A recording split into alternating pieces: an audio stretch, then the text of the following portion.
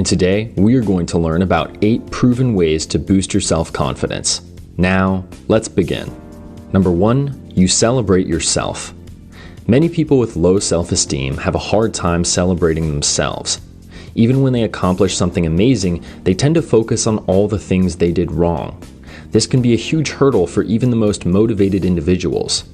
Imagine you spent months on a project. You poured your heart and soul into it, but when it finished, you wouldn't let anyone see it.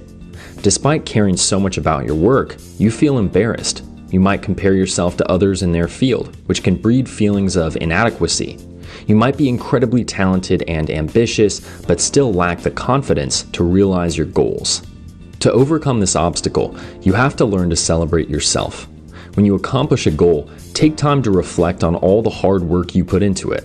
A few months ago, you might have thought you'd never finish, but you did. Be proud of the simple fact that you followed through, because most people can't.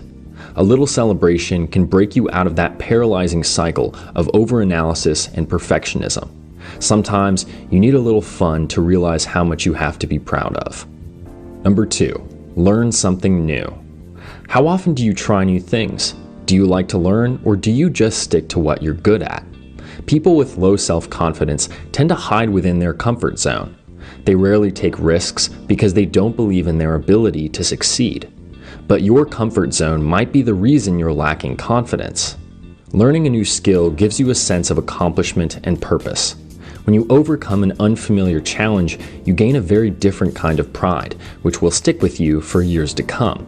It's so powerful because 9 times out of 10, you expect yourself to go down in flames. But by succeeding at something new, you develop faith in yourself. This belief will give you the confidence to keep pushing even when you fail. And who knows, you might just discover a new passion along the way. Number 3, smell great. Smell is easily the most underrated of our senses. Most people don't realize the mental and physical role that smell plays in their lives.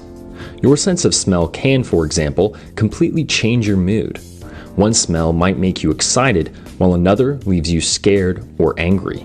We even link certain smells to memorable times in our lives. Say your mom used to make brownies when you were younger. When that familiar smell hits your limbic system, those nostalgic memories can come rushing back. All of a sudden, you feel warm and safe while reminiscing about your childhood home. Because your sense of smell is so powerful, you can use it to boost your confidence. A 2009 study from the University of Liverpool discovered that different smells affect both self-confidence and self-esteem. Researchers gave a sample of male participants 2 different types of deodorants. The next day, they assessed each group's self-confidence. They found that the men with better deodorant had a much more positive self-image. Now, the best part about this technique is how easy it is. By caring just a little more about your scent, you can give yourself a quick and easy boost of confidence. Number 4, watch less TV. Watching too much TV cripples your confidence by lowering your self-esteem. In fact, one study found that the number of hours you spend watching TV directly influences your self-worth. And it doesn't matter what show you're watching. Whether it's reality TV, dramas, or sitcoms, too much TV is a confidence killer. Why? Because too much TV lowers motivation. People who watch tons of TV are less likely to exercise and maintain long-term goals. It can even worsen cognitive skills like concentration and memory. So, instead of binging another series on Netflix, limit yourself to an hour of TV a day. You'll start feeling more clear-headed and confident in no time. Number 5, play music. The most powerful aspect of music isn't the music itself. It's the emotion a musician infuses into every note. It's the ability to express complex feelings through layers of sound. Many people who lack confidence also struggle to express themselves. They don't value their emotions, or they might belittle their own ideas. When opportunities arise, they give way to the people around them. It might feel like everyone else's opinions matter more than yours. By playing an instrument, you learn to recognize your own worth. You become more in touch with your emotions. You gain the ability to express them in a way words never could. As you begin to understand yourself, you develop 2 vital pieces of confidence: self-respect and self-esteem. A recent study, which took place over 3 years, had 250 teenagers undergo either musical or non-musical therapy. They found that musical therapy improved self-esteem and confidence more than any other type of treatment. But why did music work so well? Playing an instrument lets you be vulnerable. You may not know why you're frustrated or scared, but you can channel those feelings into the music you make. Over time, you'll start to overcome the negativity that's been holding you back. Number 6, exercise daily. Daily exercise can skyrocket your self-confidence by affecting everything from your physical health to your sense of well-being. To put it simply, when you look good, you feel good. Daily exercise helps you meet your fitness goals, which, in turn, strengthens your body and fills it with energy. After a good workout, you'll feel mentally and physically capable, like you can conquer anything. This natural euphoria is what's called an exercise or runner's high. When you experience physical stress, your brain releases natural painkillers called endorphins. These chemicals improve your mood and self-esteem.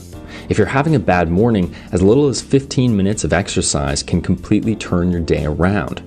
You'll be more motivated to tackle new challenges. You'll feel more courageous in the face of adversity.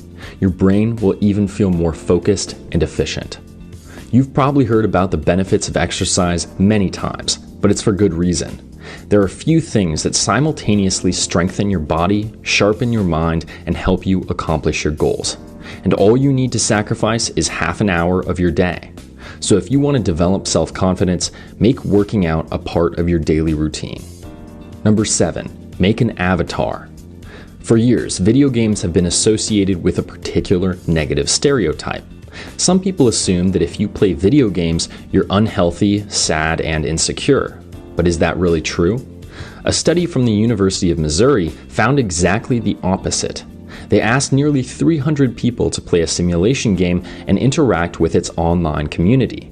The goal was to see whether this form of socializing could help boost their self-esteem in real life. After surveying each player, they discovered something surprising. Not only did playing this game make people feel better, it actually boosted their confidence. Turns out, creating a virtual avatar functioned kind of like having an ideal self. Ideal selves are projections of who we aspire to be. They have accomplished our goals, overcome our obstacles, and can do all the things we wish we could. Well, many people did the same thing with their characters, but inside a simulation, it feels much more real.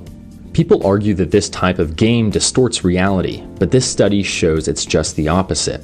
Many players were inspired to close the gap between their real and virtual selves. They wanted to become more like their avatars.